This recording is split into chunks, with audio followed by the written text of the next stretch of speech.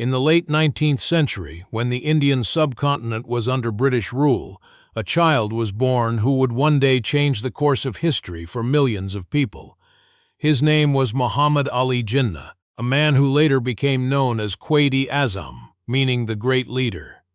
His journey from a young boy with big dreams to the founder of a new nation is one of determination, courage, and vision. Muhammad Ali Jinnah was born on December 25, 1876, in the city of Karachi, which was then part of British India. He was born into a merchant family. His father, Jinnah Punja, was a businessman who wanted his son to receive a good education and become successful in life.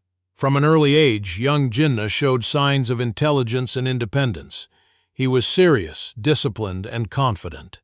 As a child, Jinnah attended several schools in Karachi and later in Bombay.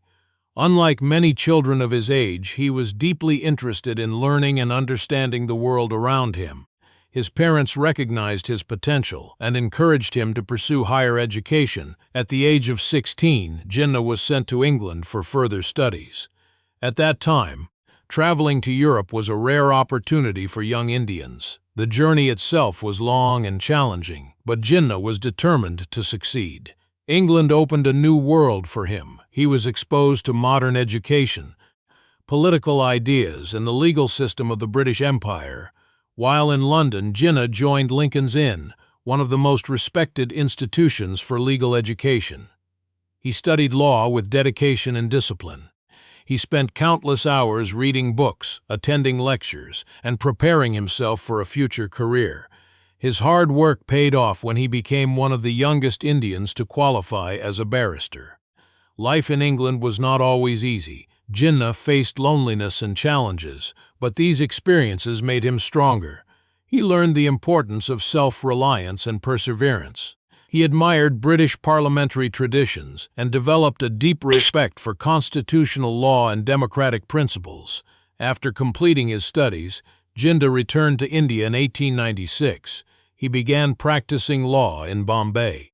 The legal profession was highly competitive, and many young lawyers struggled to establish themselves.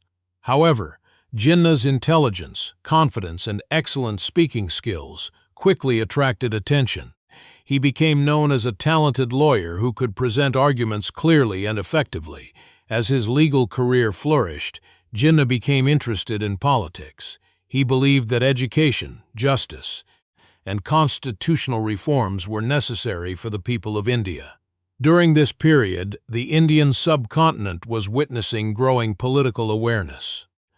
Many leaders were demanding greater rights and representation from the British government. Jinnah joined the political movement and became associated with the Indian National Congress. He believed that people of different religions and communities could work together for a common future. His speeches emphasized unity, cooperation, and peaceful political progress. Many admired him for his moderate and balanced approach. His reputation continued to grow. He was respected not only by Muslims but also by Hindus, Christians, and other communities. His ability to negotiate and find common ground earned him recognition as a leader capable of bringing people together. One of the defining moments of his early political career came in 1916 with the Lucknow Pact. This agreement between political groups was considered an important step toward cooperation between communities. Jinnah played a significant role in achieving this understanding, and many people praised his efforts. However, the political landscape of India was changing rapidly. New movements and leaders emerged, each with different visions for the future. Jinnah carefully observed these developments. He believed in constitutional methods and gradual reforms rather than mass protests or confrontational politics. As the years passed, he became increasingly concerned about the future of Muslims in India. He feared that without adequate safeguards, they might struggle to protect their political, cultural, and educational interests in an independent country dominated by a large majority. These concerns would eventually shape the next phase of his political journey. The young lawyer who had once focused on unity and cooperation was now beginning to think about how the rights of Muslims could be secured in a rapidly changing political environment. Little did he know that these questions would eventually lead him toward one of the most important missions of his life. The 1920s and 1930s were years of significant political change across British India. As demands for independence grew stronger, debates about representation, power sharing, and minority rights became more intense. Muhammad Ali Jinnah found himself at the center of these discussions. Despite his dedication to constitutional politics, Jinnah became increasingly frustrated by the growing divisions among political groups. He believed that agreement should be based on fairness and mutual respect. However, achieving consensus was becoming more difficult. For a period, Jinnah spent time in London, away from active politics. Some people thought his political career was coming to an end, yet history had different plans. During his years in England, he reflected deeply on the future of Muslims in India and the challenges facing the subcontinent. Meanwhile, Muslim leaders across India recognized the need for strong leadership. They urged Jinnah to return and guide the political movement.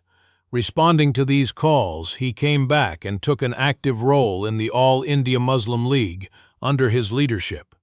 The Muslim League began transforming into a powerful political organization. Jinnah traveled extensively across India, meeting people from different regions and backgrounds. He listened to their concerns and encouraged them to participate in political life. His speeches became increasingly influential. He emphasized education, unity, discipline, and political awareness. He believed that a community could only achieve success if its members worked together toward common goals. The elections of 1937 proved to be a turning point. The results highlighted political realities that deeply concerned Jinnah and many Muslim leaders. They feared that Muslim interests might not receive adequate protection in a future independent India. In response, Jinnah intensified his efforts to organize and strengthen the Muslim League. He encouraged Muslims to develop confidence, seek education, and participate actively in public affairs. His message resonated with many people who were searching for leadership during uncertain times. By the late 1930s, discussions about the future political structure of India had become increasingly important. Different proposals were being debated, and various leaders offered competing visions for independence. Then came one of the most significant moments in South Asian history. In March 1940, the Muslim League held its annual session in Lahore. Thousands of people gathered to hear their leaders discuss the future. At this historic gathering, the Lahore Resolution was adopted. The resolution called for independent states in regions where Muslims formed majorities. Although interpretations varied, the resolution laid the foundation for the idea that would later become Pakistan. Jinnah's speech at Lahore was powerful and influential.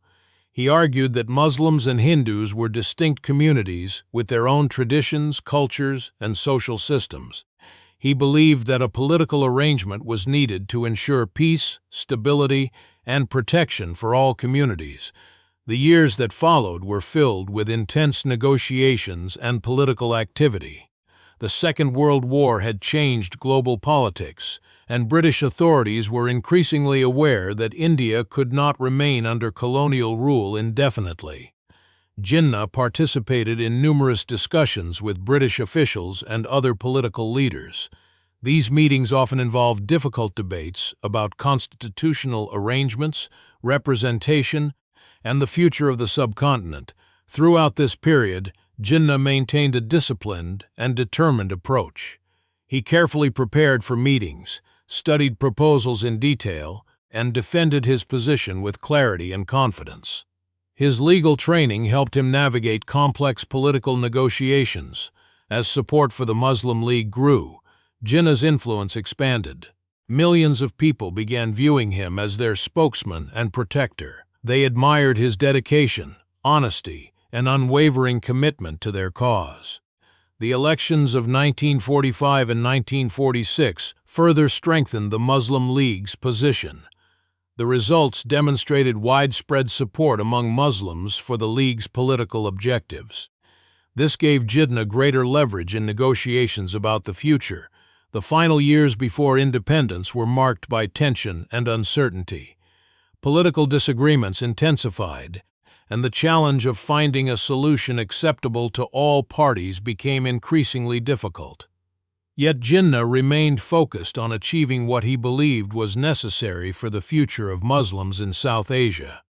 The dream of a separate homeland was no longer a distant idea. It was becoming a real possibility, and Jinnah stood at the center of one of the most important political transformations in modern history. By 1947, the future of British India had reached a decisive moment. After years of negotiations, debates, and political struggles, plans were made for the partition of the subcontinent into two independent nations. For Muhammad Ali Jinnah, this was the culmination of decades of effort. The vision that had once seemed impossible was now becoming reality. However, achieving independence was only the beginning of a much greater challenge. On August 14, 1947, Pakistan emerged as an independent nation. It was a historic day celebrated by millions. Across cities, towns, and villages, people expressed joy and hope for the future. Muhammad Ali Jinnah became the first Governor-General of Pakistan. As the founder of the nation, he faced enormous responsibilities. The new country inherited numerous challenges, including administrative difficulties, economic pressures, and the movement of millions of people across newly drawn borders. Despite these difficulties, Jinnah remained determined.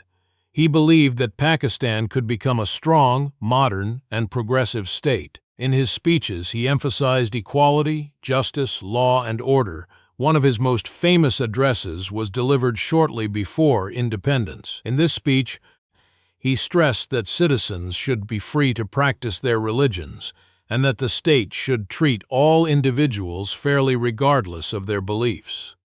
Jinnah worked tirelessly during the early months of Pakistan's existence. He attended meetings, reviewed government plans, and guided national policies. Even though his health was deteriorating, he rarely allowed personal difficulties to interfere with his duties. Few people realized the extent of his illness. For years, he had suffered from serious health problems. Yet he continued working because he understood the importance of building strong institutions for the new nation. His vision for Pakistan extended beyond political independence. He wanted the country to invest in education, economic development, and social progress. He believed that hard work, discipline, and integrity were essential for national success. Jinnah frequently encouraged young people to focus on learning and character building. He saw education as the key to unlocking individual potential and national prosperity. He urged students to dedicate themselves to knowledge and service. The challenges facing Pakistan were immense. Refugees needed shelter and assistance. Government departments had to be established. Infrastructure required development. Resources were limited, and expectations were high, yet Jinnah remained optimistic. He believed that with determination and unity, Pakistan could overcome its difficulties. His leadership provided confidence during a period of uncertainty and transition. Unfortunately, his health continued to decline. Years of relentless work had taken a heavy toll. On September 11, 1948, just over a year after Pakistan's independence, Muhammad Ali Jinnah passed away. His death was a moment of profound sadness for the nation. Millions mourned the loss of the leader who had guided them through one of the most important chapters in their history. Tributes poured in from around the world, recognizing his remarkable achievements and contributions. Although his life ended, his legacy endured. Quaid-e-Azam became a symbol of determination, vision, and leadership. His role in the creation of Pakistan ensured that his name would forever occupy a central place in the country's history. Today, his speeches, ideas, and achievements continue to inspire generations. Schools, universities, roads, airports, and institutions bear his name. His portrait is displayed in government offices and public buildings throughout Pakistan. Historians continue to study his life and leadership. Some focus on his legal brilliance, others on his political strategy, and many on his commitment to constitutional principles. Regardless of perspective, there is widespread recognition of the extraordinary impact he had on the history of South Asia. The story of Quaid-e-Azam is not merely the story of one individual. It is also the story of perseverance, dedication, and belief in a vision. From a young student in Karachi to the founder of a nation, his journey demonstrates how determination and leadership can shape the destiny of millions. More than a century after his birth, Muhammad Ali Jinnah remains one of the most influential figures in the history of the subcontinent. His life serves as a reminder that great achievements often require patience, sacrifice, and unwavering commitment to a cause, and so, the legacy of Quaid-e-Azam continues to live on, not only in the history books of Pakistan, but also in the hearts of those who remember the man who transformed a dream into reality and gave birth to a nation. If you enjoyed this historical story, don't forget to like, comment, and subscribe to Storyverse English for more fascinating stories from history.